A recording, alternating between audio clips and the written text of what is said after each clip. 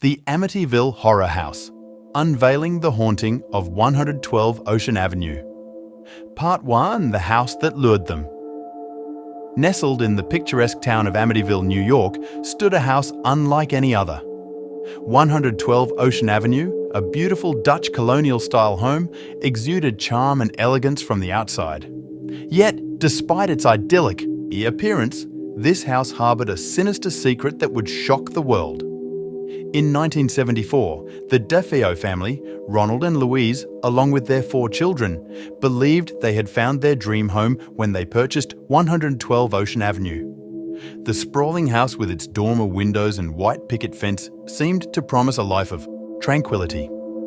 However, appearances can be deceiving, and the DeFeo family would soon discover the nightmarish truth hidden within those walls. From the moment they moved in, strange occurrences plagued the DeFeo family. Ronald, the eldest son, began hearing disembodied voices and experiencing nightmarish visions. These malevolent entities urged him to commit unspeakable acts, but he initially brushed them off as figments of his imagination. Part 2, the horrific night. As the weeks passed, the malevolent presence in the house escalated. The DeFeo family experienced unexplainable phenomena, objects moving on their own, mysterious cold spots, and eerie voices that echoed in the night. These occurrences left them on edge, their once peaceful home transformed into a nightmarish place. Then, one fateful November night, the horrors reached their devastating climax. Ronald, driven to madness by the relentless torment, committed an unspeakable act. He murdered his entire family as they slept, their lifeless bodies left in their beds. The house that had seemed like a sanctuary had become a prison of unimaginable terror. Part 3, the Lutz family's ill-fated arrival. A year later, the Lutz family, George and Kathy, along with their 3 children, moved into a 112 Ocean Avenue.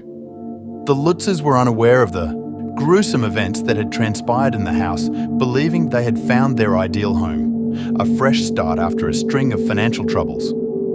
Little did they know that their pursuit of happiness would lead them into a nightmare beyond imagination. The horrors began almost immediately. George, a skeptic who had dismissed the stories about the house, was the first to be affected. Strange phenomena plagued their home, unexplained noises, unending cold, and apparitions of a malevolent figure lurking in the shadows. As the malevolent force in the house tightened its grip on the Lutz family, George's skepticism crumbled, and he was forced to confront the supernatural. Kathy, too, fell victim to the house's malevolent influence. She suffered from vivid nightmares that seemed to transport her to a time when the house itself was a site of unspeakable horror. Her sanity unraveled with each passing day.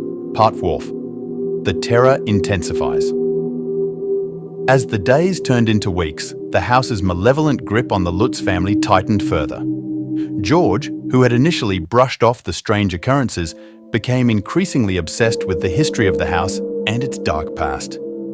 He began to experience vivid hallucinations, reliving the DeFeo family's final moments in gruesome detail. Kathy's nightmares grew more vivid, often leaving her physically injured. She would wake up with bruises and scratches, unable to explain how they had occurred. The children, too, began to exhibit signs of possession, their innocent laughter twisted into sinister grins. The walls of the house seemed to ooze blood, and the stench of death hung heavy in the air. It became apparent that the malevolent force was determined to destroy the Lutz family, just as it had the DeFeos. Part 5, the desperate search for help. Desperate for help, the Lutz family sought the counsel of a local priest, Father Delaney. But when he entered the house to perform a blessing, he was met with a force beyond comprehension. Books flew off the shelves, and a voice, not of this world, berated him.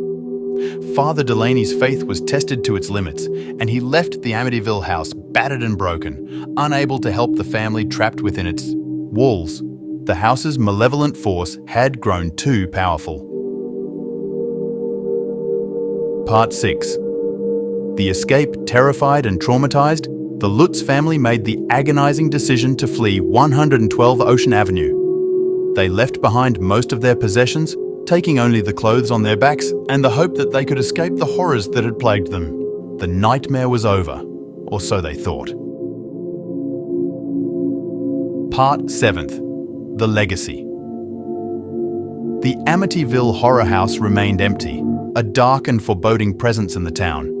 Its terrifying reputation grew, attracting the curious and the brave who sought to uncover the truth. Over the years, countless investigations, documentaries and books were dedicated to the horrors of 112 Ocean Avenue. The Lutz family's story became a cultural phenomenon, forever etched into the annals of paranormal history. But the truth of what happened within the Amityville horror house remains shrouded in mystery. Was it a malevolent force that drove Ronald DeFeo to commit murder? Or was it a shared delusion that tore the Lutz family apart? One thing is certain. The Amityville house will forever be a place where the line between the living and the dead blurs, where nightmares become reality, and where the horrors of the past continue to haunt the present. The legacy of 112 Ocean Avenue lives on, a testament to the enduring power of fear and the mysteries that lie hidden within the shadows.